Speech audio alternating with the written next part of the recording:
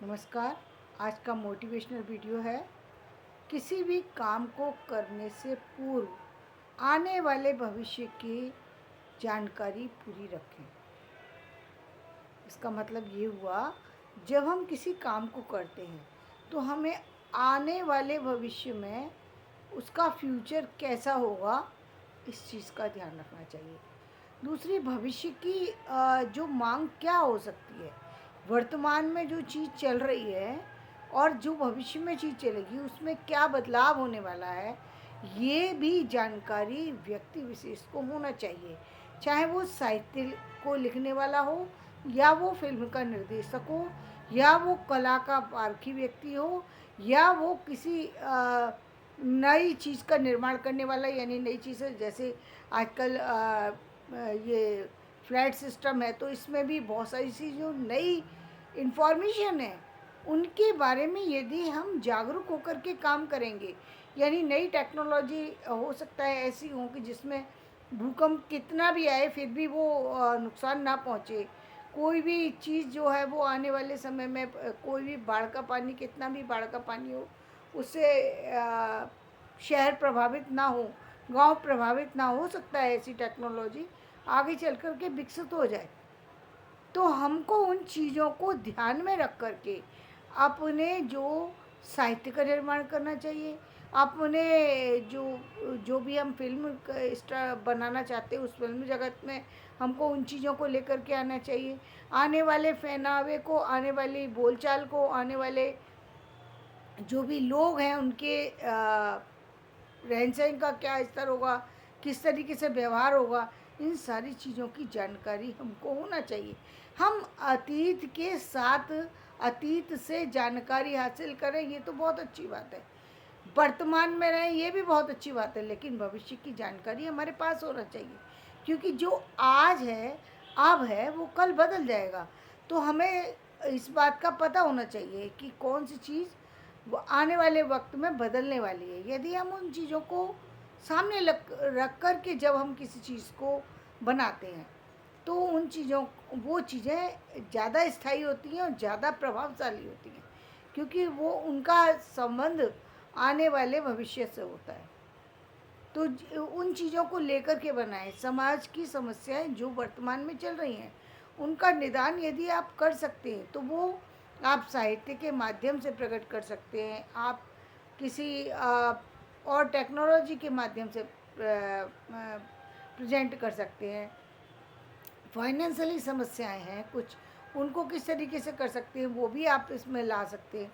तो बहुत सारी चीज़ें ऐसी होती हैं जहाँ पर आप प्रमुख रूप से साहित्य के रूप में आकर के अपनी इस भूमिका को अदा कर सकते हैं, जिस भूमिका के द्वारा समाज का उत्थान हो।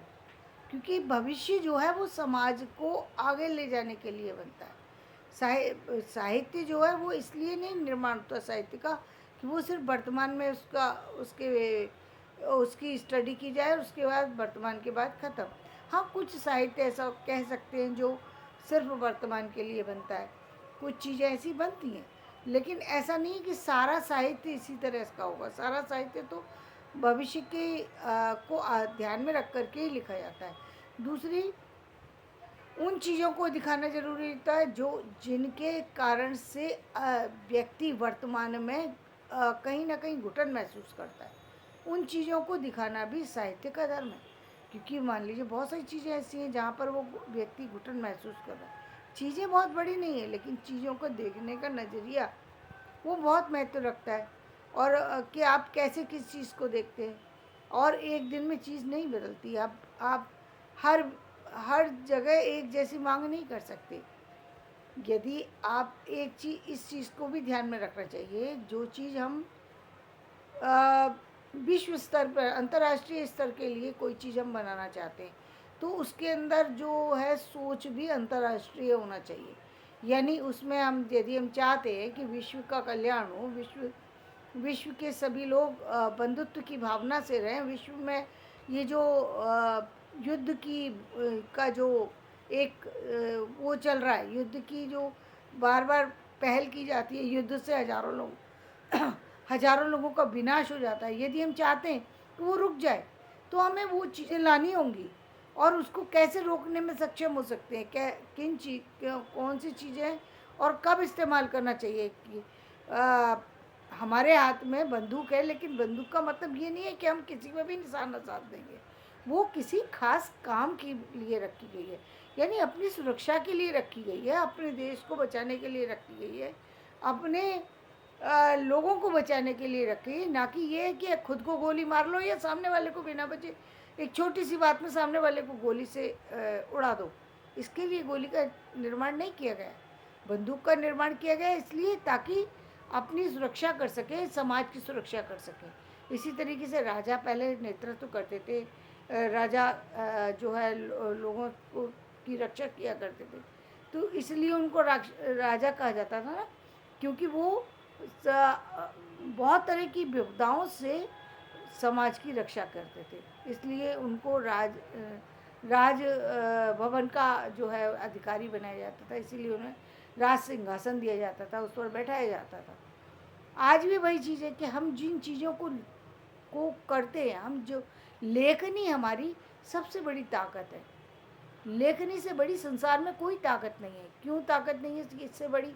देखिए, आप किसी योद्धा को खड़ा कर दीजिए, एक व्यक्ति को मार देगा, 100 व्यक्ति को मार देगा, 1000 व्यक्ति को मार देगा, चलिए मान लिया हमने बहुत ज़्यादा, या फिर और कोई बम वगैरह और किसी चीज़ से कुछ और ज़्यादा लोगों को, चलिए बम वगैरह गिरा करके कुछ और अधिक लोगों को विनाश कर दिया, 8-10 हज़ार लोगों का विनाश कर दिया, चलिए मान लिया हमने। लेकिन एक साहित्यकार सिर्फ अपनी एक आवाज़ से पूरी दुनिया की सारी शक्तियों को बदलने की सामर्थ्य रखता है। एक पल भी नहीं लगता जब व्यक्ति हिंसक प्रवृत्ति को छोड़ करके और साधु बन जाए। एक पल भी नहीं लगेगा कि कोई भी हिंसक व्यक्ति साधु बन जाए। ये सिर्फ साहित्य में ताकत है, ये इंसान में ताकत नहीं है, ये साहित्य की लेखनी में ताकत है कि वो व्यक्ति को बदलने में सामर्थ्य रखती है। व्यक्ति को जाना नहीं पड़ता, उसकी आवाज़ जाती है, वो निशाना साधती है, वो व्यक्ति के सीधे दिल पर वार करती है। आपकी लेखनी सीधे व्यक्ति के दिल पर वार करती है, और यदि उसका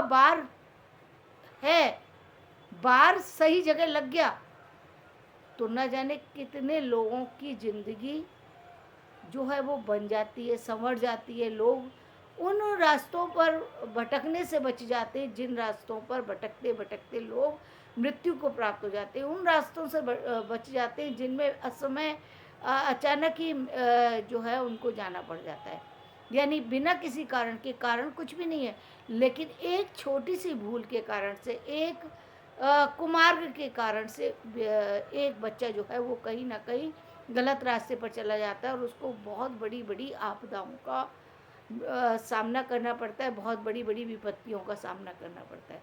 तो उन लोगों को बदलाव लाने के लिए, उन लोगों को सही रास्ते पर लाने के लिए यही है, बस उनकी नज़र भर पड़ना चाहिए, नज़र पड़ी और व्यक्ति बदला। ये होती है दवा, जो है वो बाद में असर करती है। ये जो है लेख जो आपकी लेखनी से लिखा हुआ एक अक्षर है वो ज़्यादा असर डालता है।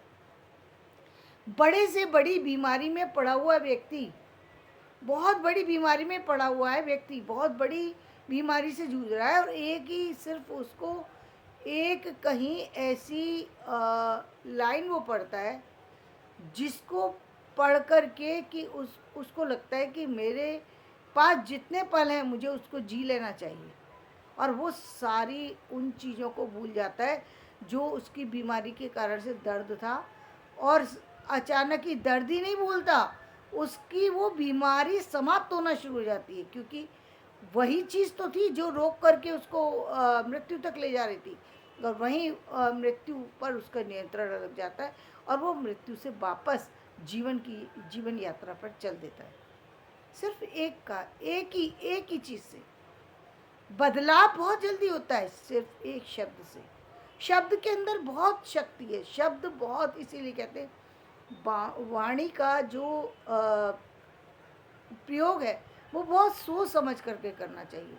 लोग कहते हैं कि वाणी पर सिर्फ एक बार दिन में एक बार सरस्वती बैठती है। मेरा कहना ये, सरस्वती 24 घंटे वाणी पर सरस्वती विराजती है। आपको एक पल भी कोशिश यही करना चाहिए, एक पल भी गलत ना निकले, क्योंकि जब आप गलत बोल देते हैं तो उसका नुकसान आपको होता है।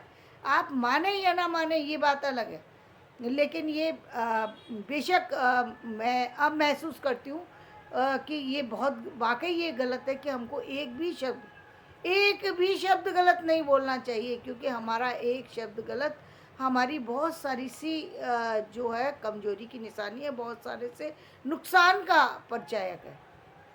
और एक अच्छा शब्द वही हमारे सारी चीज़ों को देने वाला है। सब कुछ सिर्फ एक ये वाणी देने वाली है, वाणी देने वाली है सिर्फ। तो वाणी से सिर्फ और सिर्फ अच्छा बोलिए या चुप रह जाइए, या चुप रह जाइए। हाँ, ये कठिन तपस्या है, बहुत कठिन तपस्या है, आसान नहीं है, लेकिन हाँ, इस पर कुछ हद तक कंट्रोल किया जा सकता है। और जब आप लिख रहे हो तब तो वाणी आपके हाथ में है ना, फिर तो आप लेखनी से उस वाणी को अपने अपने नियंत्रण में रख सकते हैं, तब आप उसको अपने नियंत्रण में रख सकते हैं।